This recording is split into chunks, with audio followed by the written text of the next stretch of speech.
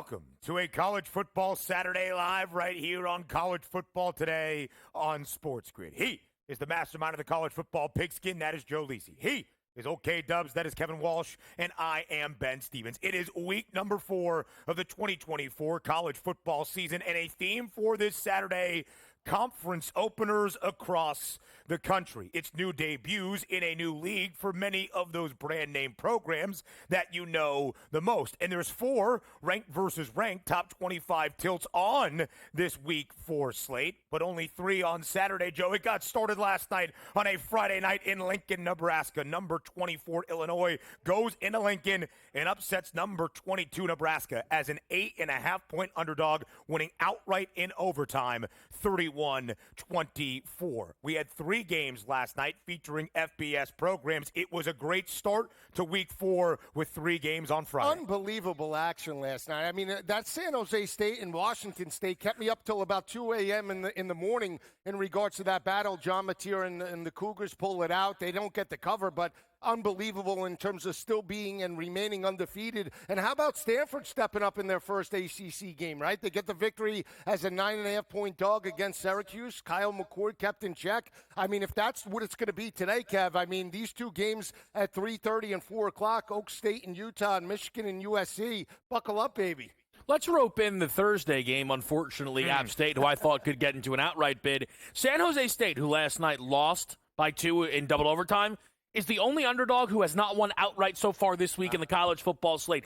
4-0 against the number, 3-1 straight up to open it up. It could be a dog weekend on the college football board. And if you look at any of the win probability charts from a Friday night, maybe even Thursday, with South Alabama winning outright as a hefty underdog, they were wild. Stanford wins on a last-second field goal as time expires. The Cardinal, a perfect 1,000 win percentage in ACC action in their lives. Illinois wins in overtime on the road as an underdog. And San Jose State, under Ken Niumatalolo and Craig Stutzman, the spread and shred offense. Double overtime on the Palouse. It should set the stage for what we expect to be a fantastic Saturday here in week number 4 of the 2024 campaign. So let's dive right in to our college football today game of the week. One of the 3 ranked versus ranked matchups that we have on this 4th full Saturday of the season. The reigning national champs and number 18 Michigan play host to 11th ranked USC in the Trojans' first ever Big Ten conference football game. Lisa, guy, you and I were talking about this last weekend on Sunday when the line opened because it caught both of our attention. Michigan opened this summer as a 9.5-point favorite for the early look at this Big Ten opener for both teams. They're now not even the favorite. They're the underdog, catching 4.5 points inside the Big House. To you, is that a statement on where both of these programs are heading into week 4 in this 2024 season? Absolutely, because of the progression of Miller Moss and the week 1 victory over LSU in regards to picking that ball game up outright as a 4.5, 5-point underdog. That was incredible in terms of USC. Big picture, right? They were a 7.5 win total, had a 20-1 shot, 23-1 shot to win the Big Ten. And even though we knew that Jerome Moore and Michigan lost a lot of talent, we still thought they could potentially be a 9-win football team. But when their 23-game home winning streak got snapped by Quinn Ewers and how they lost that game, no offensive identity, Kev, in regards to this offense. Davis Warren struggling now. Alex Orji. I think that's why you're seeing the fluctuation in the total. And more importantly, the line. Well, look, we saw Michigan catch 7.5 points against Texas. I know for me, I was all about Michigan in that day. I thought we saw a wild overreaction, but it ended up being the right move as Texas rolled in that football game. But for me, what did I keep saying? Well, I was not surprised. I was disappointed that team stuck with Davis Warren. And then they go into the Arkansas State game, who cannot stop the run. And Davis Warren cannot stop throwing picks. And finally, somebody said, Sharon Moore, the danger man's on the sideline waiting to spin it and rip it and grip it, baby. Oh, boy. I mean, he's thrown 6 passes this year, 2 touchdowns. Davis Warren's thrown 72 passes this year, which has resulted in 2 touchdowns. It's also resulted in 6 interceptions.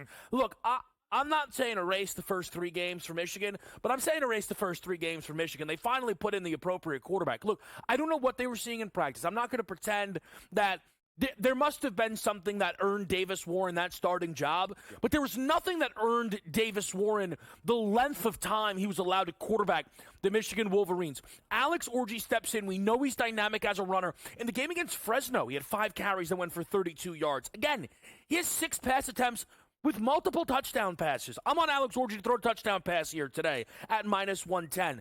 I just think for Michigan in this spot, I'm not on the side, actually. The Orji bet is the only one that I made for this game because USC's fascinating with how good they've looked, and I was burned maybe in the Texas game. But for Michigan today, they have an opportunity to look completely different, and that's a good thing. And that is the big story of this day. Alex Orji makes his first career start for the Maize and Blue. He has played in all 3 games this year. He played in 6 games a season ago. Did not attempt to pass. He was kind of the athletic complement to J.J. McCarthy, 15 carries for 86 yards. We would expect to see Michigan rely on the downhill rushing attack today. Their first time last week against Arkansas State, finding pay dirt as a team this year on the ground. More than 300 yards, 55 attempts last week against the Red Wolves for 3 rushing scores. So, Kev, let's go to how the offensive schematics are going to look today with Alex Orji now under center for the Maize and Blue.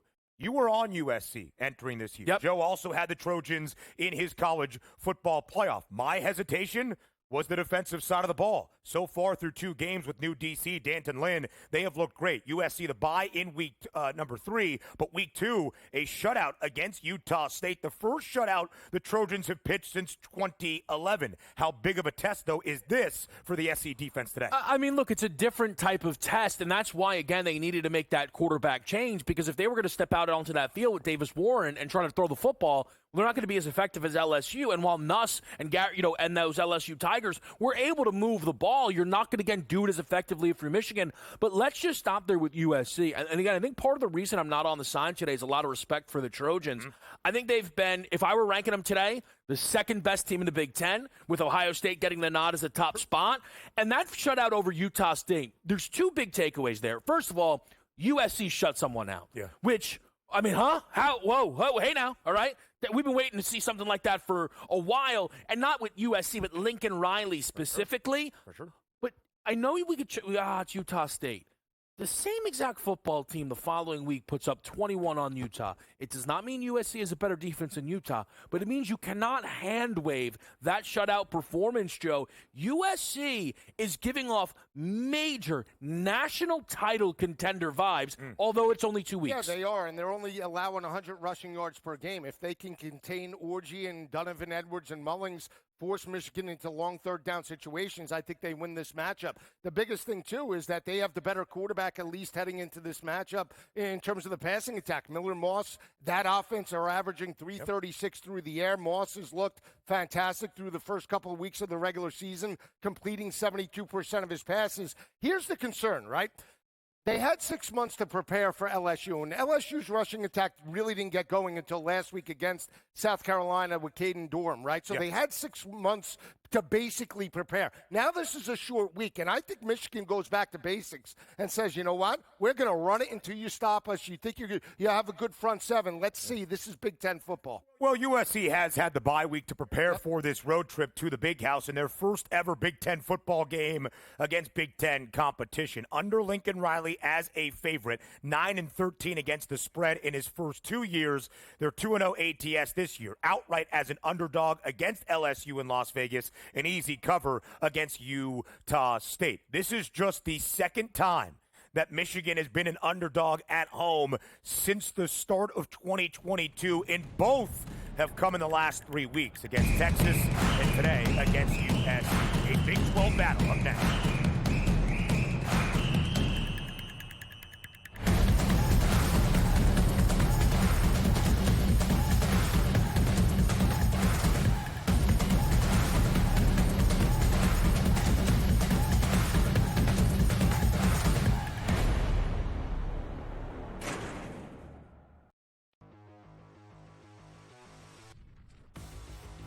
Do we have a fantasy star on our hands here, George? Here is the question with Jaden Daniels of the Washington Commanders. A lot of folks went into the fantasy season saying, hey, look, maybe this isn't Anthony Richardson, but it could be the next best thing. I'm here to tell you, I don't know. I'm sort of feeling like Daniels could be better than Anthony Richardson.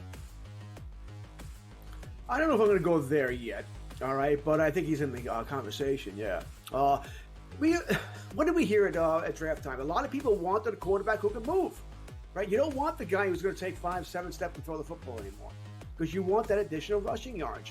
You know, you get 50, 60 yards, that's a touchdown, right? That's why Josh Allen is so valuable. Lamar Jackson is so valuable, right? You go up and down. Jalen Hurts. You go up and down here. I think Daniels is going to be a good quarterback. I think Washington got their guy, and he can throw the football too. We know McLaurin's a really good wide receiver. It may not be much else there. We'll see what McCaffrey can be. Luke McCaffrey can be there in time. But, you know, I do have hope for him. I think at season's end, he's going to be a quarterback one. It may be a low-end quarterback one, but a quarterback one nonetheless. Yeah, I was really impressed watching him in that game. All right, now Anthony Richardson, look, he's going to have a big year. He's going to have a big fantasy year. There's no question about it. I don't know about the long-term viability here. And look, give him credit. He hung in there with the Houston Texans. My fear for him, George, is that when you go back and you watch film, if you protect the deep ball against Richardson, he could hurt you with his legs. And that may be where all of his fantasy value is coming from. I cannot see him throwing 2 70-yard bombs like he did again. That should come in time, right? Practice time. I think he will get better here. I think Richardson is going to be fine. Does need to learn how to avoid hits. All right. Once again, that hit. Remember that hit from Tua last night? He initiated it. Slide. The rules are made for you not to get hit. Take advantage of them.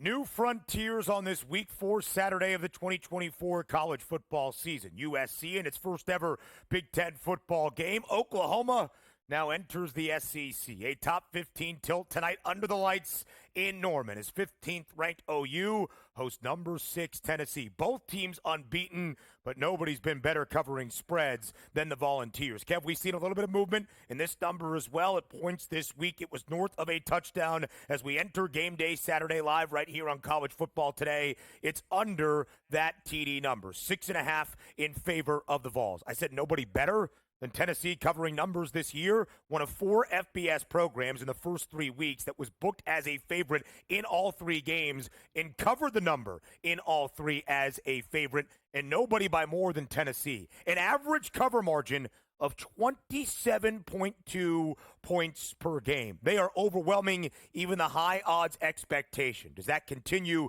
in their SEC opener tonight in Oklahoma? So just to add to your point, Tennessee looks like the absolute best team in college football. I know it's 3 games. Kent State, it was 65-0 at half. Okay? That means if you made them, they could have gone out there and beat a team 100-0. Okay? It's, again, 69-3 Chattanooga, and that's not even the point. I know NC State looks lifeless. We'll get to their game today against Clemson. 51-10. But more importantly, how did they get the touchdown in that game? A pick 6. The biggest thing for Tennessee this season, in terms of can this team be legit? We knew Nico would be good. We know Josh Heupel's very good calling an offense. The Josh Heupel, bowl today that we have here with Oklahoma and all that stuff, okay, is how good would the defense be? Well, they're averaging the 3rd best in terms of yards per play to opponents so far this season. I look at this football game. The side is a little tricky, though, because Oklahoma at home, at Norman. I think this will now be the newest, toughest test that Nico has faced. I love the under in this football game. 57.5, I'll tell you right now, it's my best bet here on a Saturday under Oklahoma, Tennessee. Arguably, 2 of the 10 best defenses in college football are going head-to-head. I took on that under in the NC State game. I had to get saddled with a push. That was because of 2 pick sixes over 80 yards that were returned in that football game. Oklahoma's offense so far, 98th yards per play. Last season, 9th. Jackson Arnold, not Dylan Gabriel. The defense, though, still very good. Tennessee's defense, elite. Tricky side, Joe. I'm all under. Yeah, well, I could see that happening, right? Because of the offensive inconsistency with Jackson Arnold in Oklahoma, right? They're averaging 166 passing yards per game, running it for about 63 yards on the ground as well. A more methodical ball control type of offense, and they feasted off of turnovers. That's the biggest thing. The front seven for Oklahoma, very good, holding opposing offenses to only 77 rushing yards per game, plus 8 in turnover margin, and that's where I think they have an edge heading into this matchup. They are a dominant home team, dating back to Lincoln Riley and now with Brent Venables, dating back to 2018. They're 37-3 straight up in Norman. That's the biggest change. They won last year by 30 points per game. This year they're winning by 23 points per game. A contrast in styles.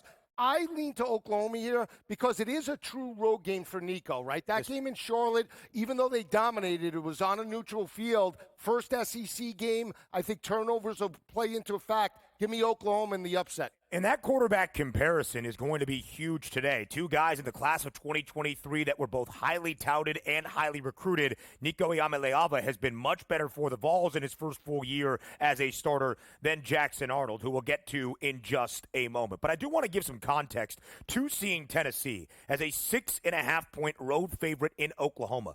This is the first time, Lisi, since 1978 that a ranked Oklahoma program has been a home underdog in Norman of 4 points or greater. This is just the second time since 2014 that OU has even been a home underdog of any margin of points. They have not been a home underdog with Brent Venables as the head coach. And what's fascinating is the familiarity here with Josh Heupel and Brent Venables, and, of course, OU. Heupel was the quarterback, Lisi, that led the Sooners to a BCS national championship back in 2000. Spent 9 years working under Bob Stoops, and Brent Venables was a part of those staffs as well, as first a quarterback's coach and then, of course, as an offensive coordinator. What do you make of the familiarity narrative for Heupel returning back home tonight? Well, I think he wants to make a statement, right? Show that he has the better offense and the more complete team heading into this matchup, and they're averaging 600 total yards per game. And Kevin's right. You know, they are deserving of being a 6.5, 7-point favorite because of how they've dominated. They do it off a tempo. Dylan Sampson, one of the best running backs in regards to the SEC, can run it, can throw it. And again, it's a game where if Tennessee does jump up 7-0, 10-0, it's going to be very difficult for Jackson Arnold and that offense to match them score for score. That's why they have to play out in front and try to get turnovers to be in this matchup, Kev. And again, that's part of the reason I'm on the under. I think they're going to need their defense to step up in a major way here. You know, that number was 7.5 earlier in the week. It's been bet down, flat 7, some 6.5 showing, which is obviously huge. We're talking about still key numbers there. I do think if the chance is there, the Vols probably run it up. I don't know if Heupel's going to be like, oh, I loved my time here. You got fired. It could be very well tough. Correct. I want to hit on something that you mentioned, though, because, Ben, it is relevant, but I think there's a little bit of additional context needed to the lack of times we've seen Oklahoma as a home dog. Yeah. Who the heck were they supposed to be a home dog to when every single year the Texas game is played at a neutral site? I'm sitting, but no, like if you're very spot on, and that's also context taking this step into the SEC. That's kind of the thing here. Yeah. And I think, you know, we'll talk about this game a lot today, but I'm curious, right? For me, I've not gone back into the national title market. If Tennessee goes big here again today, I think their numbers, while they'll be on the move, become very, very tempting at 10-1 or better. We saw them there a couple of years ago with Hendon Hooker, right? This is a similar type of offense. They now have the quarterback to run it. This is the best scoring offense in the country, Tennessee, the only team averaging more than 60 points per game at nearly 64. They went over their team total of 55.5 last week against Kent State with over 3 minutes remaining in the opening half. It's mind-boggling what they are doing. They are the only team in the country averaging more than 300 yards, both passing and rushing. But you're really correct, Kev, about Oklahoma, now in the Southeastern Conference. OU won 14 Big 12 championships. The next closest was Texas with 4, and Texas won their first since 2009 last year in 2023. Oklahoma, one of 5 programs around the country, with Alabama, Georgia, Clemson, Ohio State, that won 70 or more conference games in the last decade. But now it's an SEC Saturday night in Norman. It's a Big 12 battle next.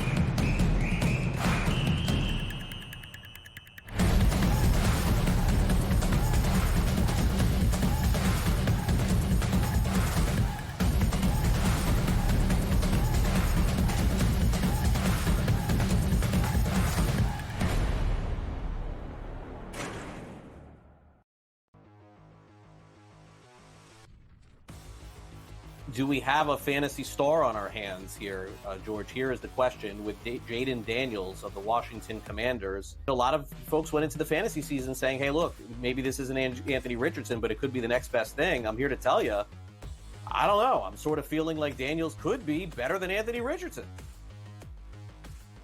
I don't know if I'm going to go there yet, all right, but I think he's in the conversation, yeah. What did we hear at draft time? A lot of people wanted a quarterback who could move, right? You don't want the guy who's going to take 5-7 steps and throw the football anymore because you want that additional rushing yardage.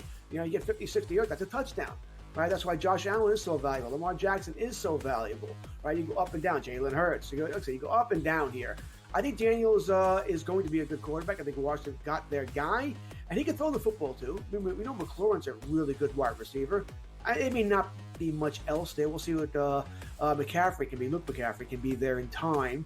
But, you know, I do have hope for him. I think at season's end, he's going to be a quarterback one. It may be a low-end quarterback one, but a quarterback one nonetheless. Yeah, I was really impressed watching him in that game. All right, now Anthony Richardson, look, he's going to have a big year. He's going to have a big fantasy year. There's no question about it. I don't know about the long-term viability here. And look, give him credit. He hung in there with the Houston Texans. My fear for him, George, is that when you go back and you watch film, if you protect the deep ball against Richardson, he could hurt you with his legs. And that may be where all of his fantasy value is coming from. I cannot see him throwing 2 70-yard bombs like he did again.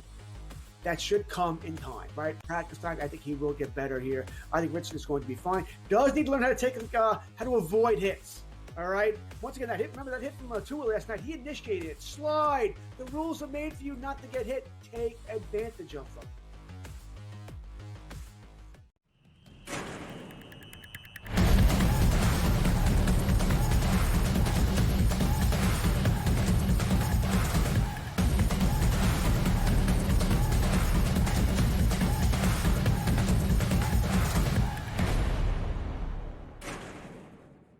The Big 12 opener for Utah. The Utes' first ever game as a Big 12 team in Big 12 competition. The game against Baylor 2 weeks ago was a non-conference bout. And it starts in the home of the team that finished runner-up in the Big 12 a season ago, the Oklahoma State Cowboys. A top 15 tilt in Stillwater on this Saturday afternoon. We welcome you back to college football today. Kev, I do want to start with you.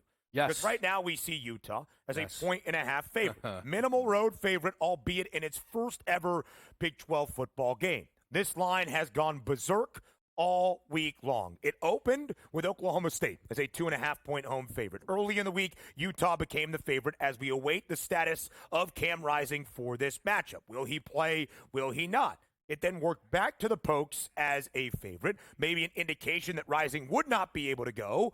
We got some reports late in the week that we expect Rising to play. But we've done this song and dance for the entirety of 2023. So now with the Utes, a game day road favorite in Stillwater, do you think Cam Rising plays? I have no idea. I don't care. I do not know how they keep letting this go on. It's great that the oldest quarterback in college, well, one of them, has been here for years now. Here's the thing. It's not a Cam Rising thing. It's a Utah and Whittingham thing, unless Cam Rising is Kawhi Leonard, and Kyle Whittingham actually has no idea what's going on with this quarterback, which I would not rule out. I'll say this. If you like Utah, I wouldn't bet it until their offense hits the field. I don't know if you will know until that moment whether Cam Rising is going to play or not. If you like Oklahoma State, fire away. Because, quite honestly, I don't know if I'm too high on the Cowboys this year. I think these coming into the season fully healthy are about even ball clubs. I really do. Maybe you could shade me a little on the Utes if we trust their defense a little bit more. But how is Utah favored at Oklahoma State? Gundy has been so great in this building. They just smashed Tulsa. So, again, like people are like, the Arkansas game. Gritty, great comeback win. Razorbacks have been, I think, fine to start this season. I know they had their struggles with UAB. It was a letdown spot, whatever.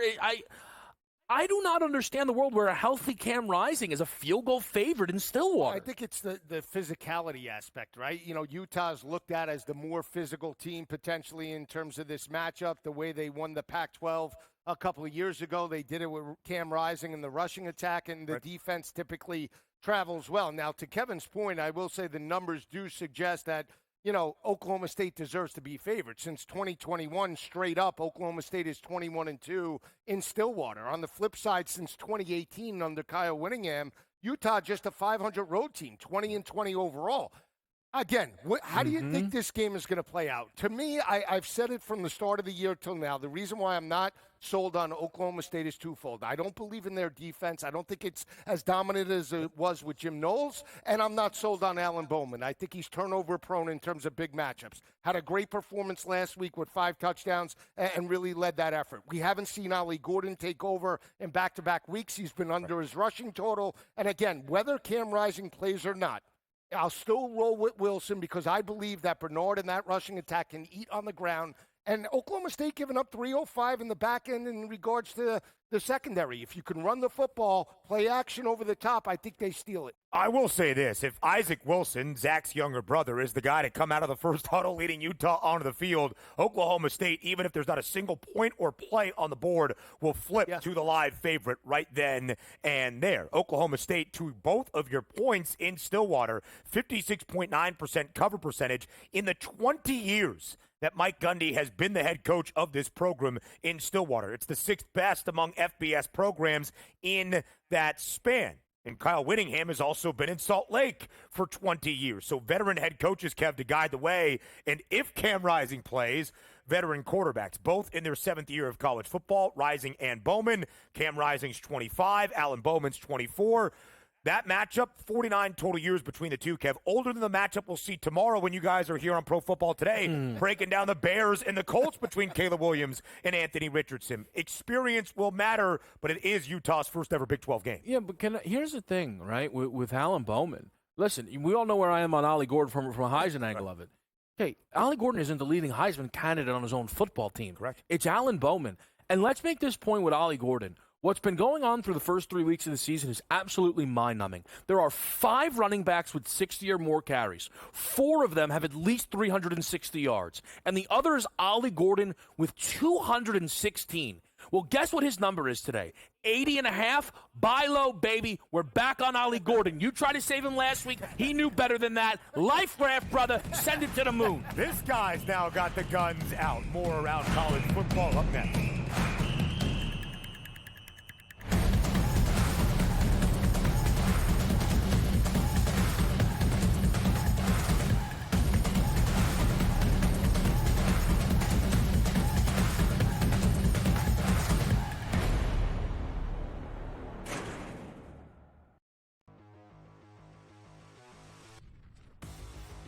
Do we have a fantasy star on our hands here, George? Here is the question with Jaden Daniels of the Washington Commanders. A lot of folks went into the fantasy season saying, hey, look, maybe this isn't Anthony Richardson, but it could be the next best thing. I'm here to tell you, I don't know. I'm sort of feeling like Daniels could be better than Anthony Richardson. I don't know if I'm going to go there yet, all right, but I think he's in the conversation, yeah. What did we hear at draft time? A lot of people wanted a quarterback who could move, right? You don't want the guy who's going to take 5-7 steps and throw the football anymore because you want that additional rushing yards. You get 50, 60 yards, that's a touchdown, right? That's why Josh Allen is so valuable. Lamar Jackson is so valuable, right? You go up and down. Jalen Hurts. You go up and down here. I think Daniels is going to be a good quarterback. I think Washington got their guy, and he can throw the football too. We know McLaurin's a really good wide receiver.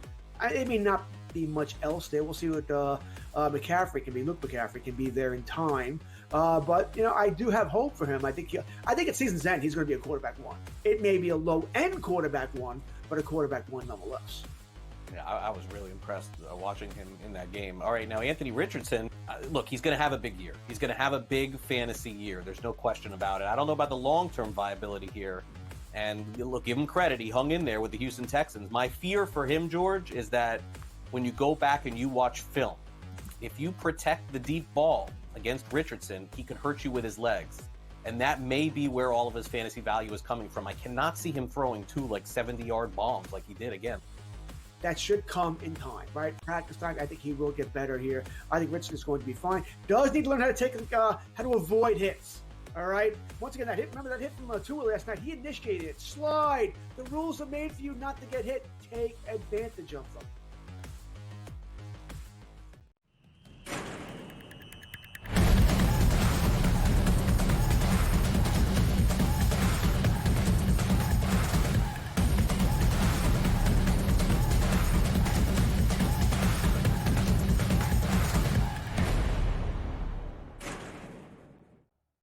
Let's stay in the Big 12 on this Week 4 Saturday slate around college football, live right here on College Football Today on SportsGrid. We go to Provo tonight. BYU hosts Kansas State in a non-Big 12 game against another Big 12 school. Kansas State looked sensational last week in our ranked versus ranked matchup on a Friday, blowing out Arizona 31-7, easily covering in a line that closed at 9.5 in favor of K-State. They're a road favorite today. Kevin Walsh, it seems as though we have breaking news. Yes, Pete Thamel of ESPN, according to sources. Utah quarterback Cam Rising is a game-time call versus Oklahoma State. There's an expectation he'll attempt to play, but he's not expected to be 100% with an injury on his throwing end. I want to clarify. Please. I think Pete Thamel is the best in the business at breaking college football news. That tweet amounts to... Sources tell me absolutely nothing. I have no idea what's going on in one of the absolute biggest games on the slate. And I don't know. It's garbage. This is garbage. It's garbage. We pay them now, and we should, by the way. They're pros. Grow up. We all bet on these games. And again, I'm not on Utah. I hope they lose this game by a zillion. This is garbage. It's indefensible. Grow up. Be a real sport.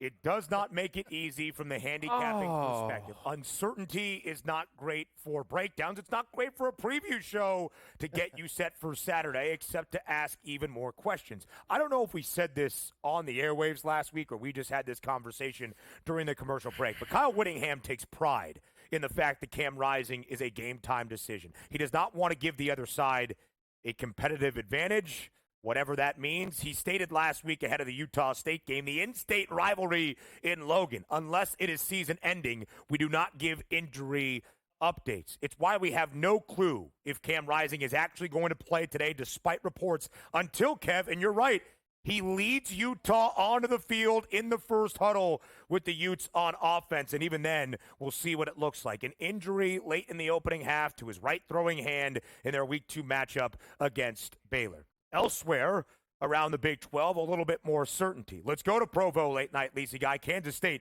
13th in the country, now a legitimate Big 12 contender. Less than a touchdown favorite, though, against the Cougs of BYU, who were just a 2-7 Big 12 team last year straight up in their first year in conference play. But catching less than a touchdown at home in Provo, what do Kalani Sitake and the boys have tonight for the Wildcats? I think they could be a live dog in regards to this matchup. I really do. I'm sorry, but late night in Provo, strange things happen. Now, we know about BYU's offense averaging 289 passing yards per game, but they're very good in the secondary as well, holding opposing offenses to only $130. I understand certain competition, but they beat SMU in regards to that road matchup, 18-15. Very sound defense. Yeah. They force quarterbacks to methodically work down the field, and Avery Johnson and that passing attack only averaging $167.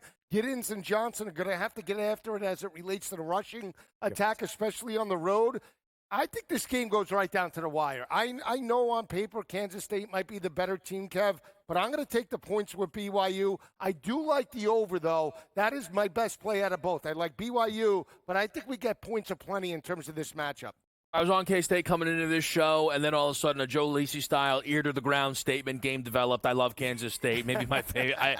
Listen, here's kind of the selling point on Kansas State, is BYU being massively overrated. Rarely in these trendy dog, I'm the sharpest man in the room spots. Oh, BYU's 3-0, nobody's talking about him. Yeah, because they beat SMU, who is terrible, and massively overrated coming into the season, and Wyoming, who is absolutely atrocious. One of the worst teams relative to expectations we've seen all year. Let's do a little spread math, shall we? Tulane or BYU? Green Wave, not even a doubt in my mind. This is 3 points shorter than when K-State went and played the Green Wave. And we say weird things happen in Provo. Tulane's been an absolute monster machine at home, and K-State still won that game by a touchdown. Their win over Arizona, I think, is one of the most impressive we've seen all college football season. Gave up a touchdown on the opening drive, not a single point from that moment forward. We've seen it defensively. And look for Avery Johnson. I'm going a different style this week. Go for the loot. Certainly not back to the roots. But Avery Johnson would have been the 2-plus touchdown man here. BYU gave up double touchdowns to SIU's quarterback DJ Williams, and the real roller Evan Sabota put 2 on the ground against them, despite only they scoring 14. Also threw another pick, 156 yards and 2 passing touchdowns for the Pop-Tarts Bowl MVP Avery Johnson, but 17 attempts on the ground for 110 yards. BYU last year gave up 178 yards per game on the ground, 3rd worst in the Big 12. A big test tonight against Kansas State, who, oh, by the way, under Chris Kleiman, who became the head coach in the Little Apple in 2019, 29-15-3 against the spread in Big 12 play. It is the 2nd best cover percentage over FBS programs in that entire span in conference action. Only Navy at 27-13 against the number is a better cover team in conference play. We've got a virtual pick'em tonight in Boulder. It's Colorado and Baylor. The Buffs, in their first Big 12 game back in this league, a 1.5 favorite at home. Last week in the Rocky Mountain Showdown, Kev, CU was the much better side on the road in Fort Collins. How does Big 12 play begin for Deion Sanders and company? So I want to just make a point about how rare this is within Deion's time at Colorado. Spreads like this. Last year, the 2.5-point number to Nebraska is the only game that they played where the line was under a field goal until now here. This is the second time we've seen that. And by the way, there's very few games that have been under a touchdown. A lot of those games are monster numbers. Here's the other rarity. This team coming off of the defensive performance that they had against Colorado State, that was the best defensive effort they've had from a scoring perspective. The second best they did last year, ironically, Nebraska, who they held to 14. Every other team got to at least 20 points against Colorado. I'm not believing that defense has fully figured things out here. I love the over in this game. Baylor makes the quarterback switch to Sawyer Robertson, which is a much bigger upgrade. DeQuan Finn, clearly not power level ready here. But I also do not think that we have a Baylor team who is all that great. I think this is a short number. I'd rather be betting Colorado, but I'm not on the side. I like the over here. We know, we saw it last week, Colorado's going to throw until, we've got zeros across that clock here. I think the Baylor offense is better. Give me over at 51.5. I like Colorado. I think they're the better side in regards to this matchup. Clearly have the better quarterback, clearly have the best wide receiver in the game. Travis Hunter has 30 receptions already on the year. He's got 3 straight 100-yard performances. Statistically, Baylor looks good on paper in regards to that secondary. 75 passing yards allowed, holding opposing quarterbacks to only 45% completion percentage. Utah, Tarleton State, and Air Force, who doesn't throw. So there you go with the numbers. I think Colorado pushes tempo. Kev might be right in regards to the total. I don't like the total as much. I really like Colorado to make a statement here. Baylor last year under Dave Aranda, the worst scoring defense in the Big 12. They gave up more than 33 points per game. The year they won the Big 12 in 2021, second best scoring defense, allowing just 19.2 points per game. They face a very difficult Colorado offense to contain. Shedeur Sanders last week, 310 yards, 4 touchdowns, 49 pass attempts. There was another ranked team in the Big 12 to start this year. It was Kansas. They have struggled. They've dropped 2 straight. They lost in Champaign to Illinois. Last week, upset by UNLV.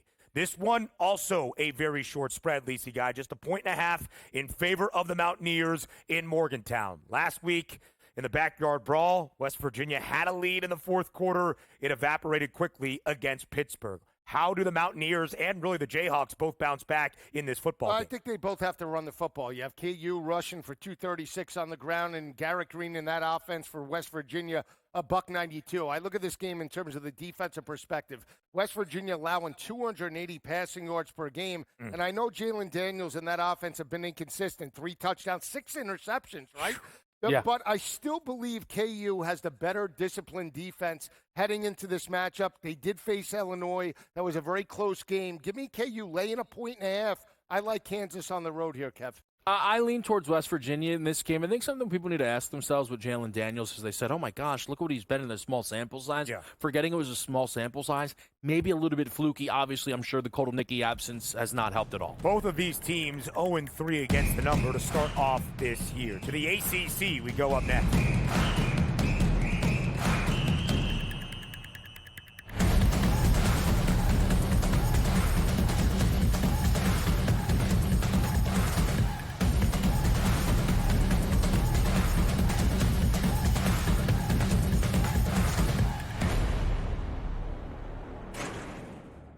There's going to be an energy to game time decisions that you will feel night in and night out. We're going to go through every single thing, and I've got a great team behind me that's going to help me get the job done. I want this to be the place that people come to. We are going to hit every single one of those markets that you need to know about. There is not going to be a better place, I promise you, than Game Time Decisions. We will have everything at our disposal, and we will use that to our advantage. I'm Kevin Walsh. Tune into Game Time Decisions from 6 to 8 p.m. Eastern on SportsGrid. Right here with you on Pro Football Today on SportsGrid. Odds in motion, trying to see what lines have moved throughout the week. Never felt more comfortable in this set than I do for this year. I am ready. I'm just getting angry. The hot takes are going to be here all long, people. What in the world is going on in Miami, Dom? It's not particularly anything to shy away from just because many people are on top of it. Hot take, hot take. I think this line is asking you once again to take New Orleans. Pro Football Today, only on SportsGrid. The only streaming sports betting network. Tips, info, and insights to up your IQ. It's smarter to be on SportsGrid. New to the Live Golf Plus app. Watch Live Golf any way you want it. Follow any group. Replay any shot. Anytime, anywhere. Any questions? Watch Live Golf live and on demand. Crew has already clinched the National League Central. They're 2 games behind LA, that being the Dodgers, trying to maybe get the 2nd seed in the National League standings for October. Both of these teams have a chance to score some runs against these pitching matchups, so maybe another over, even though we do have a playoff atmosphere. And yes, Milwaukee did clinch, but there's still an eye on the prize of we might be able to chase down the Dodgers and also the Phillies to get one of those buys. The early line, only on SportsGrid.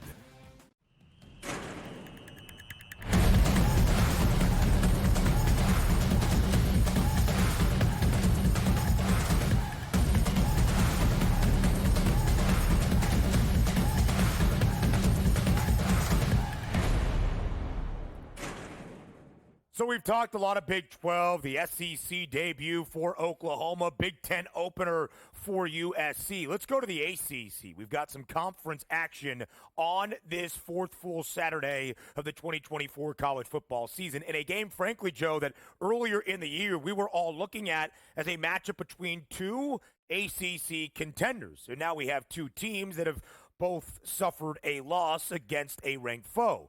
It's Clemson hosting NC State. Now, Clemson off a bye last week, but in week 2, bouncing back in a big way against Appalachian State, winning 66-20.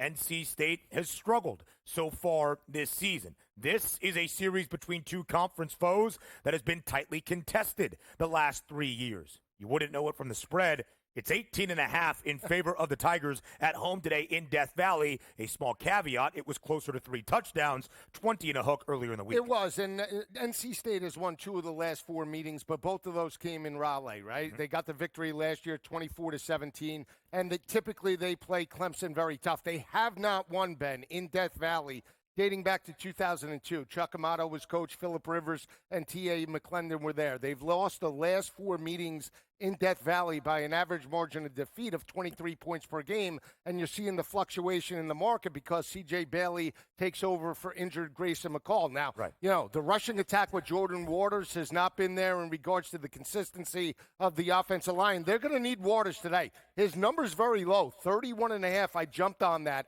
I actually like NC State. I know that Clemson is in home team camp 59-3 straight up since 2015. I think there's no doubt Cade Klubnik and Clemson win, but I'm going to roll the dice. Give me the underdog to keep it close in this matchup. I want to say this, truly. Your pick on Clemson against App State was incredible because everything for Clemson coming off that Georgia game, all the App State buzz, you know I was a believer in them preseason. Yeah. But then what they did was so outrageous, I can't bet this game. And I know that for some people, they're like, hey, listen, like, come give me a pick. I'm telling you this, there's bing, bing, bing of notes, Yeah. and the end of it is I cannot bet this game. Yep. I am chasing my tail on Clemson. Week 1 best bet over in the Georgia game. I respond with an under in the App State game. They hit it on their own. They're averaging 35 points a game, and one of the they played 2 games, and one of the games they scored 3. I do not know what to do with Cade Klubnik, and it doesn't help that App State just got smashed on Thursday to South Alabama. Right. No, I think if you don't want to bet this game, maybe you take a longer-term approach on Clemson to make the playoff or potentially, win the ACC. Because even if it's a huge spread, right? It's a conference game. So if you think they're at least going to win, and the numbers suggest that 59-3, then take that long-term approach. Just to piggyback on what he just said, though, truly. The game against App State was so dominant, and dominant in a way it needed to be. Sure. That is much better than 34-3 there direct. 66 points, Cade Klubnik, absolutely perfect football. If they handle business today, which they should, and then you just start to look ahead, right? No doubt. Florida State is now not the same kind of test that was supposed to be. Tech is not the same test it's supposed to be. Yeah. Could be tricky spots. As somebody with Miami futures, I'll poke around the Clemson number if need be, because the rest of the conference still hasn't moved me. Plus 290, the number for Clemson. They still have one ACC title in the last 3 years, despite the downfall we have seen by the national prominence standards in Clemson, South Carolina. And I bring that up because last year in ACC play, the Tigers were just 4-4 straight up. The most losses in ACC action since 2010. It was the second full year under Dabo Swinney and only 3-5 against the spread. In fact, in the last 3 years, they're 13-12 ATS in ACC play. In that dominant 6-year run where they won a conference title every year, appeared in the college football playoff all 6 seasons, and won 2 national championships, 33-21-1 against the spread in ACC play. NC State, by the way, often a staple of consistency, 8 or more wins and 6 of the last 7 seasons. They're 0-3 against the spread, not covering by an average margin of 19.2 points per game. That's third worst in college football. Only Florida State, who we'll talk about in an ACC showdown in just a little bit, and UTSA have worse cover margins. Not the story for Miami, the conference favorites to win the ACC title at plus 125. Not a conference game, Kev, but an in-state showdown against a good USF team, at least when it comes to covering spreads as an underdog. Under Alex Golesh, who is now the head coach in his second year in Tampa, they are 7-2 against the spread as an underdog since the start of last year. They covered against Alabama earlier this season. That was a 1-point game in the fourth quarter, despite Alabama ultimately winning 42-13, whatever it ended up being. They did cover as a 30.5-point underdog. This one, close to 3 scores in favor of the Canes. How competitive of a football game are we in store for?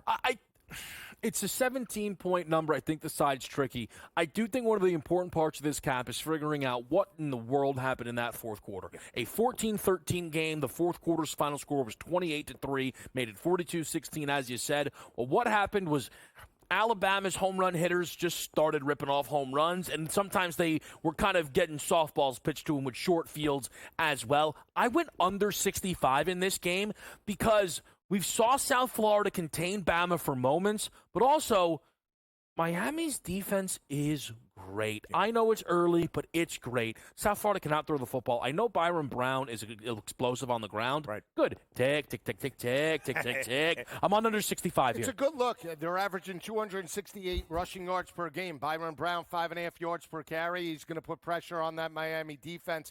You know, when this line opened up at the start of the week, and I'm talking Sunday night, that's when I break down all the numbers, 17.5. I said, potential look-ahead spot for Miami. They have Tech on Friday night. Could that be a factor? And obviously USF is not going to fear Miami after going into Tuscaloosa and trailing that game in the fourth quarter by only 2 points, right? So I think that's the factor. From a physicality perspective, you're going to get USF's best shot. If Cam Ward and that offense can jump up early, could be lights out. Cam Ward's done a fantastic job. 72% completion percentage, 11 touchdowns, 1 interception, has distributed the football to every wide receiver. He's looking and seeing the field clearly. That should continue.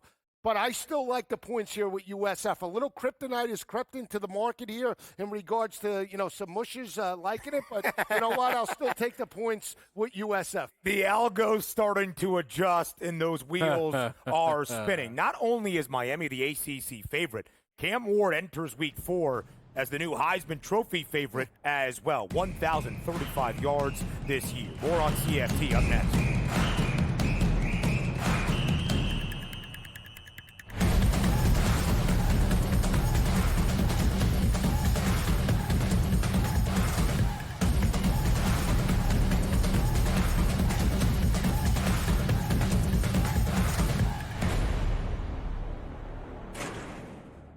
There is going to be an energy to game time decisions that you will feel night in and night out. We're going to go through every single thing, and I've got a great team behind me that's going to help me get the job done. I want this to be the place that people come to. We are going to hit every single one of those markets that you need to know about. There is not going to be a better place, I promise you, than Game Time Decisions. We will have everything at our disposal, and we will use that to our advantage. I'm Kevin Walsh. Tune into Game Time Decisions from 6 to 8 p.m. Eastern on SportsGrid.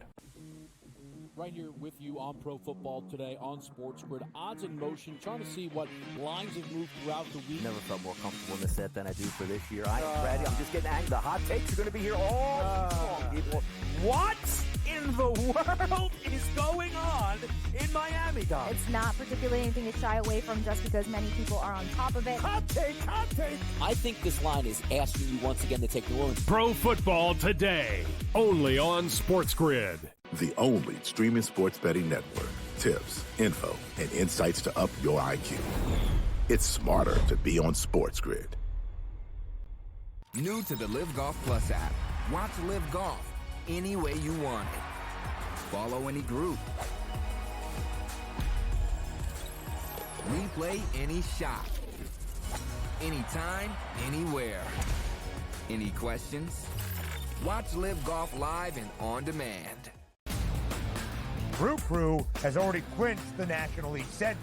They're 2 games behind LA, that being the Dodgers, trying to maybe get the 2nd seed in the National League standings for October. Both of these teams have a chance to score some runs against these pitching matchups, so maybe another over, even though we do have a playoff atmosphere. And yes, Milwaukee did clinch, but there's still an eye on the prize of we might be able to chase down the Dodgers and also the Phillies to get one of those buys. The early line, only on SportsGrid.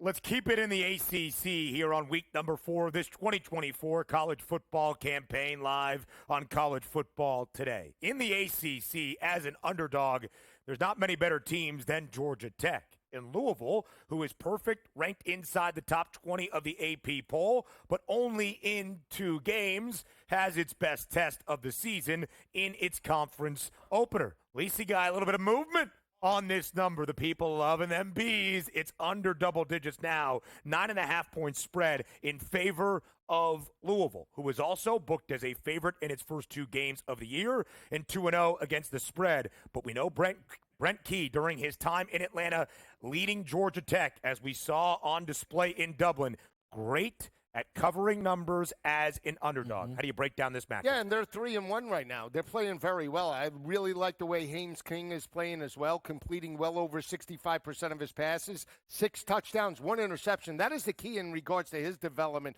Last year he had 16 INTs on the year, so he's not turning the football over. They're throwing for 267 in regards to this matchup and running for well over 150 yards on the ground with Jamal Haynes. I think the physicality can continue with Georgia Tech. Defensively, they're sound as well. But I feel like nobody's talking about Louisville right now. You know, this is a team that did make it to the ACC championship. They're averaging, in terms of total yardage, over 500 yards per game.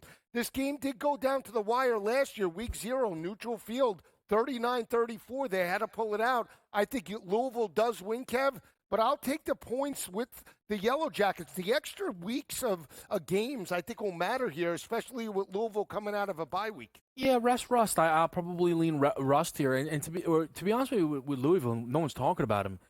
Austin P. Jacksonville State bye week. They shouldn't even be ranked. I'm sorry. I'm just saying, if they're still undefeated, and we look at Clemson, we look at Miami. Right. You know, this is a team that did make it to the championship. Played in the ACC championship game last year, but I would agree with Kev. I think one of the reasons they've been overlooked right now is, one, they had a bye week. What's to look? Week number 3. And what's to look at? It's Austin P, an FCS foe, and it's Jacksonville State. Despite a great first year under Rich Rodriguez, it's been a disaster to start this season. Yeah, and again, I'm on Georgia Tech in this game. One thing to keep your eye on, the Haynes King rushing numbers. 60-plus in each of his games this year in ACC competition. Last year, only power opponents that kept him under were Georgia and Clemson. Obviously, Louisville is not that caliber of defense, no matter what we've seen from the early returns against bad football teams here. So that would be another way to play it, but I'm on Georgia Tech plus 10.5, Ben. 53 rushing yards for Haynes King against Louisville in the season opener last year. Also threw for 313 yards and 3 touchdowns. Georgia Tech covered in that game as a 7.5-point underdog. They were 7-2 against the spread in ACC play last year under Brent Key, who has been the head coach for the Yellow Jackets for 25 games. Interim first in 2022, permanent head coach since the start of last year. As an underdog, Georgia Tech is 13-3 against the spread with 10 outright victories, the most outright wins as an underdog in FBS college football in that span. There is a reason people are looking at the plus with the Yellow Jackets today. And there's a reason a lot of people have been looking at the plus in Tallahassee today in an ACC matchup that has taken over social media. It's Cal, it's Florida State. The Seminoles, 0-3, winless. An 0-3 start for the second time in the last 4 years under Mike Norvell. Cal, Kev, 3-0 for the first time under Justin Wilcox since 2019. Line is working on this Saturday morning, now north of a field goal in favor of Florida State. Does FSU even have any business of being booked as a favorite any longer? Leave me alone. Go ahead. It's best bet on the board. I really like a bounce back for Florida State. This could be the smash sizzle play of the day. And I understand people got burned last week with laying 5.5 to Memphis. Yeah. Memphis is a great group of 5 team. I picked them to make the college football playoff. Very good quarterback play coming out of the bye. They looked completely inconsistent. But you look at Cal in regards to the last 3 years, just 5-13 straight up on the road or on a neutral field. I know they beat up on Auburn in terms of week number 2, but I think you're going to get Florida State's best effort. The game's at night in Tallahassee. Florida State has not run the football. They're going to run it down the throat tonight. I'm telling you, they're challenging Cal in the trenches. And Cal's O-line allowed 9 sacks. Look for Peyton and Marvin Jones to eat tonight. Here's what I will say. Last week, for a lot of people like myself, was the chance to buy low on FSU, and we all got burned, so we're all out of here. So Lisi is standing inside a desert right now with this one, which I know is what you prefer. The real thing that I'm interested with Florida State is how many is too many. What can Mike Norvell survive to keep his job at Florida State after an unbeaten season last year? Started 0-3 in 2021, did end up winning 5 games that season. 15.3 points per game for FSU, second worst among power conference teams. Only UCLA has worse. We start hour 2 up next.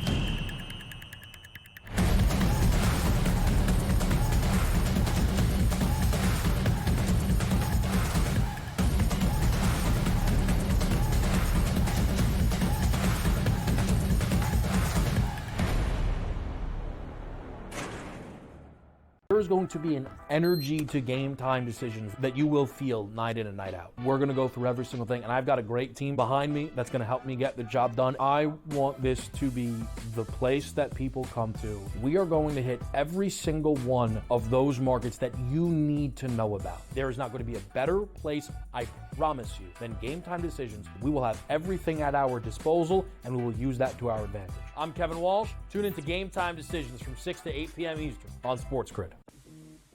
Right here with you on Pro Football Today on SportsGrid. Odds in motion, trying to see what lines have moved throughout the week. Never felt more comfortable in this set than I do for this year. I am ready. I'm just getting angry. The hot takes are going to be here all long, people. What in the world is going on in Miami, Dom? It's not particularly anything to shy away from just because many people are on top of it. Hot take. I think this line is asking you once again to take New Orleans. Pro Football Today, only on SportsGrid. The only streaming sports betting network. Tips, info, and insights to up your IQ. It's smarter to be on SportsGrid. New to the Live Golf Plus app. Watch Live Golf, any way you want it. Follow any group. Replay any shot. Anytime, anywhere. Any questions? Watch Live Golf live and on demand. Brew Crew has already clinched the National League Central. They're 2 games behind LA, that being the Dodgers, trying to maybe get the 2nd seed in the National League standings for October. Both of these teams have a chance to score some runs against these pitching matchups, so maybe another over, even though we do have a playoff atmosphere. And yes, Milwaukee did clinch, but there's still an eye on the prize of we might be able to chase down the Dodgers and also the Phillies to get one of those buys. The early line, only on